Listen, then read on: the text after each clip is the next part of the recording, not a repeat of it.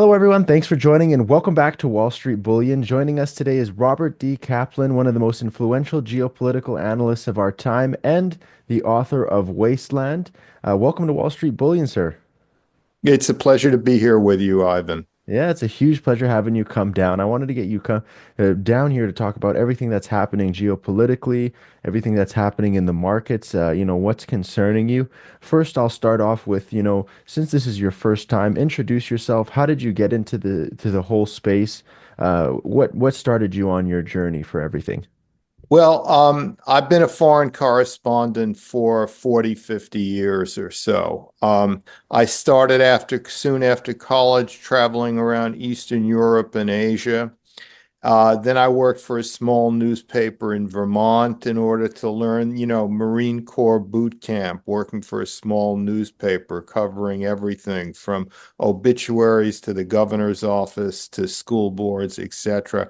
And then I left the United States and stayed overseas for decades. Covering things. I wrote for The Atlantic for 30 years. Wow. I've authored many books. That's what I still do is I write books and I give speeches. But mainly I was a foreign correspondent for The Atlantic magazine for 30 years. Wow, it's impressive background. I wanted to first start off, I guess, too, with what's your biggest concern right now, geopolitically and in the world economy right now? My biggest concern is, see, I think, the markets, people in the markets are always very nervous about geopolitics. But if you think about it, we've had wars in the Middle East for 25 years now. And we've had a real heavy World War II style war in Ukraine for 3 years now.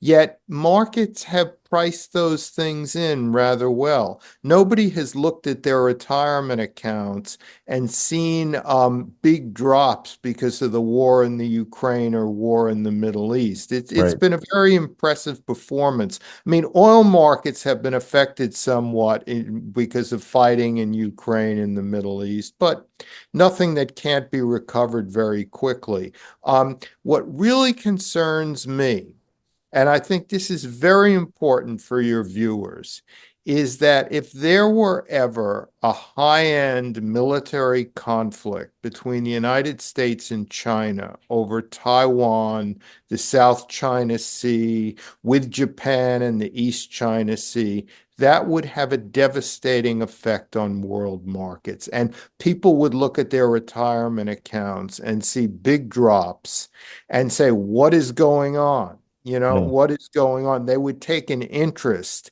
in world affairs to a far more infinitely greater degree than they're taking right now. So as long as we can avoid a high-end military conflict, and by high-end I mean missiles, submarines, that kind of thing, Yeah.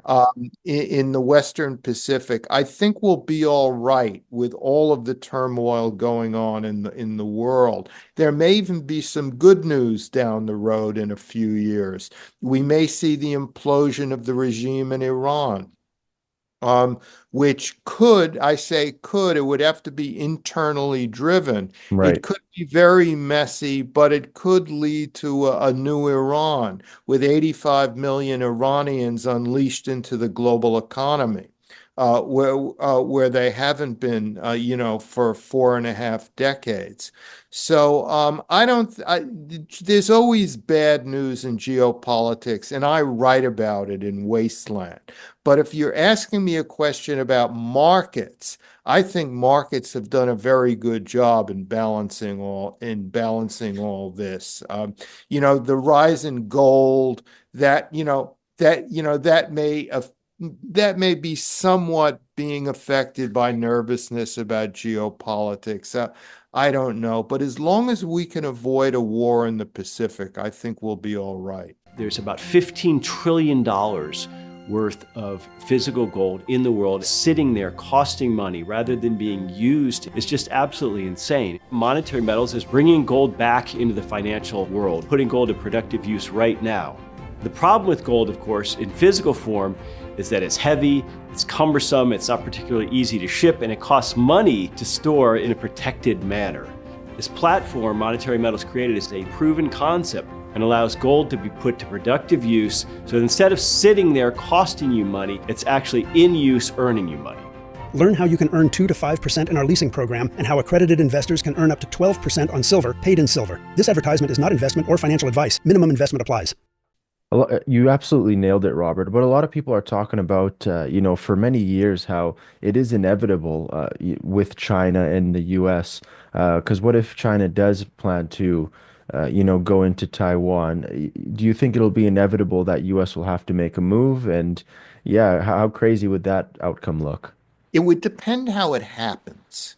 If it was sort of like a cyber war against Taiwan to, to, de-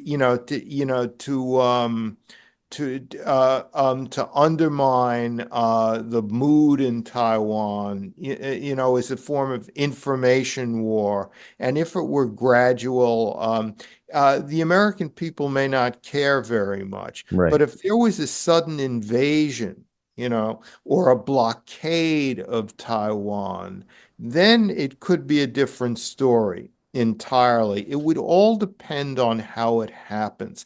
Because if you say we should go to war because of a small democracy half a world away, you'll get some people who'll say, no, no, we shouldn't do that. That's not national interest. But as I said, it could happen in a way where there would be a movement among Americans that we had to do something. What happens if it was a cyber type of outcome and, the American people just didn't want to get involved and then it just happened gradually over time? What would be the difference, I guess, geopolitically and in the markets and economically if China did have control over the semiconductors around the world and everything like that? Well, that's basically it. Losing Taiwan. Remember, Taiwan is not just a democracy. It's one of the world's most dynamic and successful democracies. Right. It's like a poster child for a successful democracy. Um, if Taiwan were to be in some way or another or fashion taken over by China or moved in the direction of China, that would have an effect geopolitically from Japan in the north to Australia in the south, because those are all U.S. allies. They're called treaty allies, the highest form of ally. Right. Japan, South Korea, Singapore, the Philippines, Australia, etc., all treaty allies. And if they were to witness Taiwan moving over into the Chinese orbit, that would affect their relations with the United States. Remember, the United States is a half a world away, whereas China is there, you Yeah, know, you're right. and they have to deal with China. They don't have a choice. So what we may see is a kind of bandwagon effect in the direction of China among all our erstwhile Pacific allies. And that would have geopolitical consequences and I think market consequences, because to the degree that the world economy has a geographical center, it's East Asia.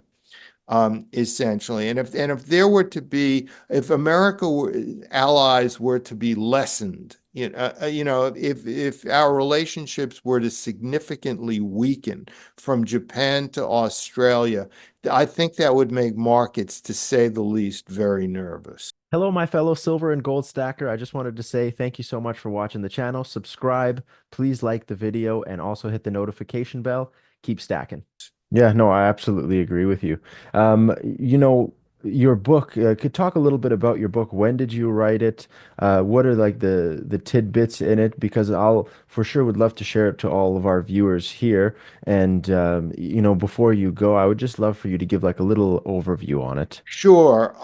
The book was finished, the book, like all books, was finished many months ago. So I had no idea that Trump was going to win. Things were too close back then. So Trump doesn't really figure much in the book because who know, from the way I was looking at it, maybe Biden or Kamala Harris would would win. The book is divided into three parts. It's named Wasteland after a poem by the great modern poet T.S. Eliot. It was Hmm. published 100 years ago. It's a poem of abstract horror, of fragmentation, which I think captures the mood in our world today. The Trump victory has made the book much more relevant than it would have had otherwise. It's divided into three parts. The first part is comparing the world at large with Weimar Germany between 1919 and 1933, when it was one permanent crisis in Weimar. Yeah. There was never a day when there wasn't some earth-shaking crisis, and that's our world today. The second part of the book is I say that all three great powers are in decline, but at different rates and in very different ways. America is in decline because the political center has been lost. It's like from a moderate right, we now have a populist extreme right, and from a moderate left, we now have a progressive extreme left. Right. There's no center, and for a lot of reasons, that is weakening the country. I say China's in decline because is not just an autocracy, it's an extreme Leninist autocracy. And now you have complex financial decisions being made by communist ideologues, and that is never very good. Remember, hundreds of billions of dollars are fleeing China. Yeah. China has a lot of problems that don't get recognized because it is a dictatorship and it's hidden, but it's there. And finally is Russia, which every month that the Ukraine war continues weakens Russia in its empire from the Caucasus to Central Asia to Siberia to the Russian Far East. So I think whatever the outcome of the Ukraine war, the war has demonstrably weakened Russia. And the third part, crowds and chaos, is about urbanization and crowds and how crowd formations and mob formations are weakening the power of the individual in this tumultuous and anxious geopolitical world. Yeah, that's you know what I highly recommend everyone watching. Please go check out Robert's book. I'm going to put the links in the description below. But Robert, it's such a huge pleasure having you come down to Wall Street Bullion. And as the market develops, I'd love to have you back on in the future. All right. Well, thank you very much, Ivan. It's been a pleasure. Talk to you soon.